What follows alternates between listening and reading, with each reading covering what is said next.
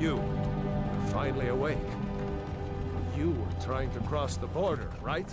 Actually, Rayloff, I was trying to read this fascinating essay by Triandra M. Russworm titled Dystopian Blackness and the Limits of Racial Empathy in The Walking Dead and The Last of Us. Oh, what's that? You want to know more? Well, you see, this essay discusses the implications of the treatment of racial minorities in dystopian societies as they're often depicted in popular media, with a specific emphasis on video games. Early in the essay, Russworm highlights specific games that helped pioneer and later fully embodied the broader dystopian genre, including such classics as Fallout, Mass Effect, Portal, and— Stop! Skyrim?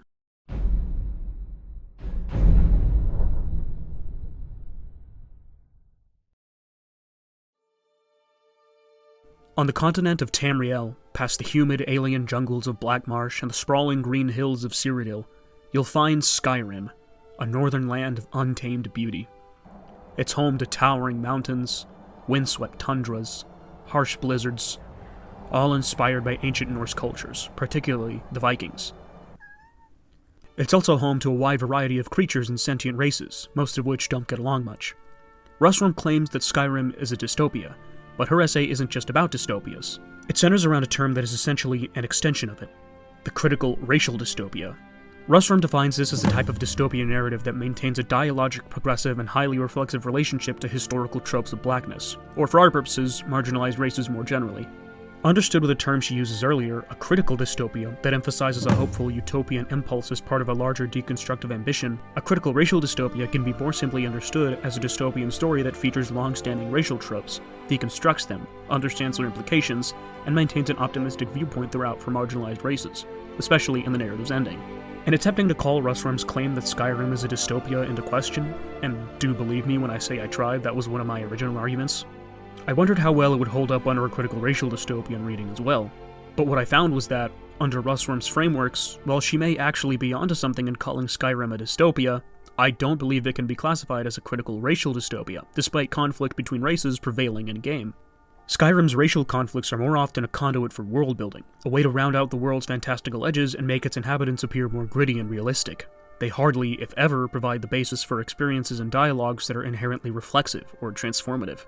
The very structure of the game impedes meaningful critique. So let's break this down. First of all, how in the world can a game that looks like this fall into one of the same categories as a game that looks like this? Well, what do you think of when you hear the word dystopia? Crumbling cities overgrown with plant life? Nuclear wasteland covered in fallout? According to Russworm, that's technically a misnomer. Russworm defines a dystopian world as one that takes place in environments that appear unequivocally worse than the present reality, and generally represent the degradation of humanity. Another author whom she quotes agrees almost to the letter.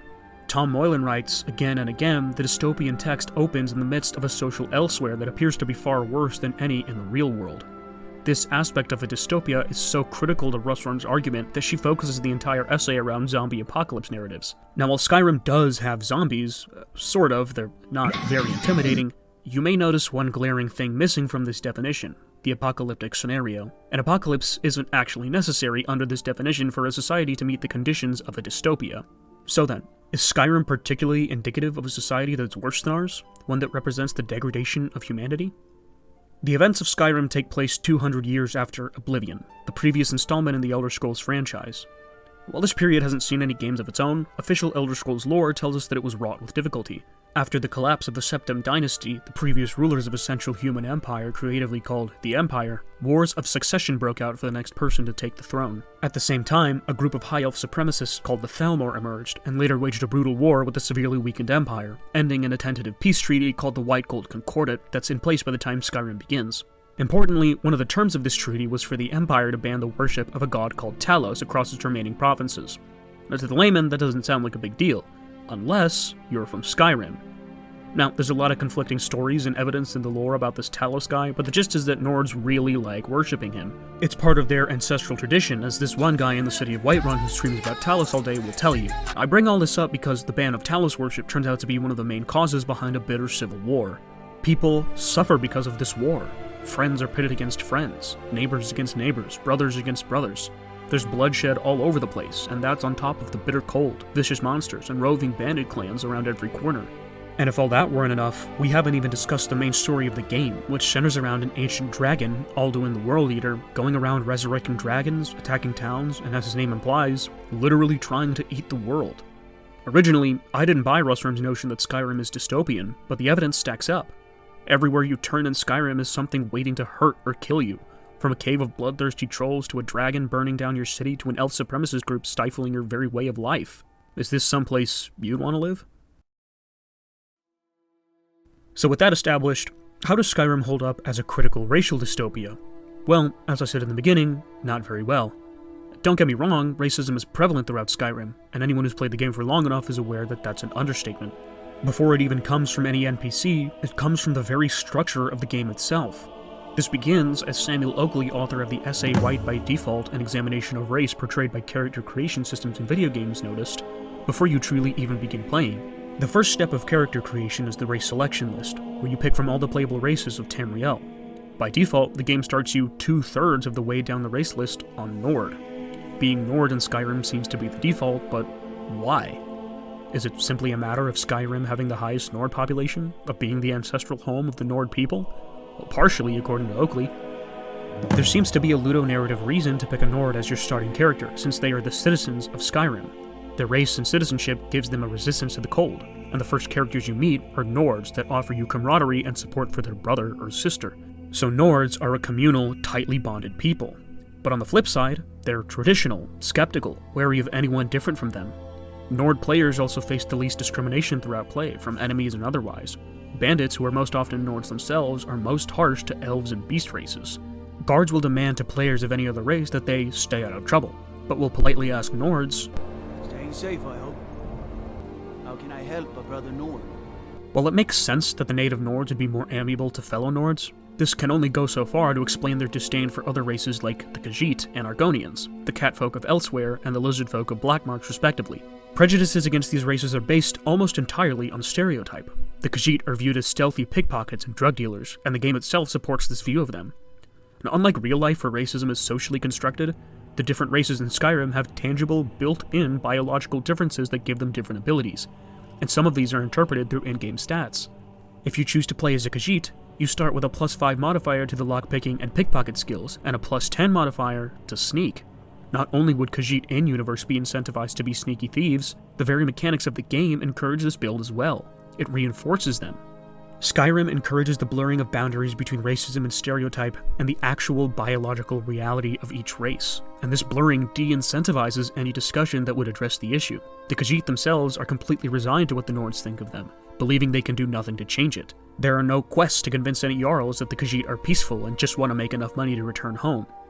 These stereotypes are why they aren't even allowed inside any cities in Skyrim, except for this one, who turns out to be a Thalmor spy, so she doesn't count. And why the Roman Khajiit caravans pitch their tents right outside each town's gates. Of course, it doesn't help their case that Khajiit caravans are always willing to buy and sell skooma, a narcotic so infamous in Tamriel that Skyrim has its own skooma den and skooma salesmen that you can randomly encounter on the road. If the developers truly wanted to encourage dialogue about the Khajiit and have the player want to help them out, why have them always stock skooma? It's not as if skooma is impossible for the player to get otherwise, and even if the player did want to buy some, skooma is no different from a standard stamina potion anyway. Khajiit having skooma just reinforces stereotypes. And that's because the developers don't want to encourage dialogue. That's not their intention. Khajiit make and sell skooma, and that's it. As for the Argonians, well, honestly, I've been playing Skyrim since 2017, and it's still not really that clear why Nords don't like Argonians. My best guess has to be that it's because they're the least human-looking, and just othered because they look kind of monstrous to the average Nord. Even I fell victim to this. Earlier in the video, I called the Argonian homeland of Blackmarsh a humid alien jungle. Alien according to what standard? How much more so would Nords fall into this mindset, having grown up only hearing vague, biased descriptions of Blackmarsh? Now, I don't believe that this is indicative of bad writing, but really just a reflection of the inherently illogical nature of racism. Is what I was going to say originally, but researching for this video led me to a piece of lore that I'd forgotten about, that being that Argonians have historically been kept as slaves by Dark Elves. So while Argonians aren't allowed inside the walls of the city of Windhelm, the seat of the Stormcloak Rebellion in Skyrim, and yes, this is specific to Windhelm, the fact that there's a whole segregated section of Dark Elves in the city means that it probably wouldn't be super wise to mix the two groups. Now this raises the obvious question. If this was the intended reasoning for Argonians not being able to enter Windhelm, why not address that in dialogue? Have one dock worker say something along the lines of, "Oh, it's a good thing Ulfric gave us a place to stay out here, or else I'd give those Dark Elves a piece of my mind for enslaving my ancestors." But once again, the game isn't interested in that. The game is more interested in providing the player with fixed aspects of society that they are powerless to solve. I would be remiss to not mention the most infamously racist character in Skyrim. Rolf Stonefist. Rolf's entire existence within the game literally boils down to being an overt introduction for racial tensions in Windhelm. You encounter him upon entering the city, where you'll find Rolf and his lackey assaulting a local Dark Elf refugee, accusing her of being an Imperial spy. Unlike most mentions of race in the game, this one is not in passing. It's directly in your face, a pre-programmed event meant to be seen by the player to elucidate how Dark Elves are treated. And confronting the issue head-on like this can be a slippery slope. In the essay Fantasies of Race and Place, White Nationalist and Alt-Right Undercurrents in Fantasy Role-Playing Games, Mark Hines writes, "White nationalists on the forum Stormfront have used the story and setting of Skyrim as an analog in their own imagined struggles against racial oppression. With the Imperials representing a multicultural and multi-ethnic coalition under the banner of one race, white nationalists interpret Skyrim as representative of their anti-Semitic theories. Clearly, some players witness this encounter, draw parallels with issues that they see or read about in their own lives, and sympathize with Rolf Stonefist. Compounding this issue is the nature of Windhelm itself as the headquarters of the Stormcloak Rebellion, the site of the Civil War that wants to worship Talos. Just across the central area of the city where you first encounter Rolf is the Palace of the Kings, where the leaders of the rebellion, including Rolf Stonefist's own brother, are discussing the war. For the majority of players, their main reason for coming to Windhelm at all is to join the rebellion, especially if you side with Ralof in the intro. So it's quite simple to see how what Hines writes about can happen. Someone with white nationalist tendencies boots up Skyrim, is encouraged to select the blonde-haired, blue-eyed Nord as their character, sees Nords as the underdog being crushed by the oppressive, racially diverse empire, accompanies Ralof through the tutorial, goes to Windhelm to support the Stormcloak cause, and associates Rolf's Nord supremacist rhetoric with their own, thereby associating the Stormcloaks with it too. Is it really any wonder then that most players side with Imperials? But another author would perhaps see the encounter with Rolf differently. Marissa Baker writes the following in an analysis of the literature surrounding the intersection of role-playing games, race, and identity, echoing what I said early on in the video. By not engaging directly with the implications of in-game racism, Skyrim runs the risk of turning its depiction of racism into little more than narrative window dressing. It also encourages players to gloss over racism as normal, and thus inconsequential to the structure of society or character experience in-game. To Baker, an encounter like the one with Rolf is not only necessary for world-building, but for challenging the Stormcloak sympathizer and the casual player alike. The very act of bringing it to the forefront for even a brief moment causes the player to think about and engage with the reality of racial tension in Skyrim, not just experience it passively. The player wanting to join the Stormcloaks thinks, is this behavior indicative of the kind of faction I came here to represent? Are all Stormcloaks like this? Are all Nords? And the unique thing about this encounter is, not only can you confront Rolf after he accosts Suvaris Atheron, you can also talk to Suvaris and get her thoughts on what happened. In standard Bethesda fashion, this conversation isn't very in-depth, but it's certainly better than not being able to hear her side of it at all.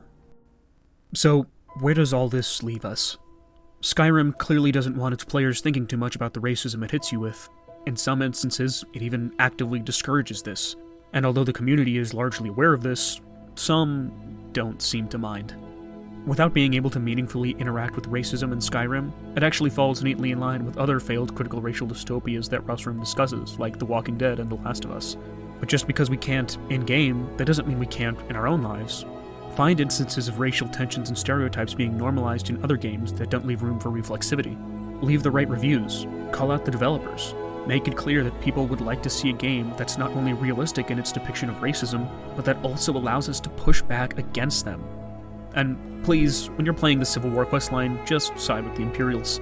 Come Elder Scrolls 6, the canon outcome of the war probably won't make any difference anyway.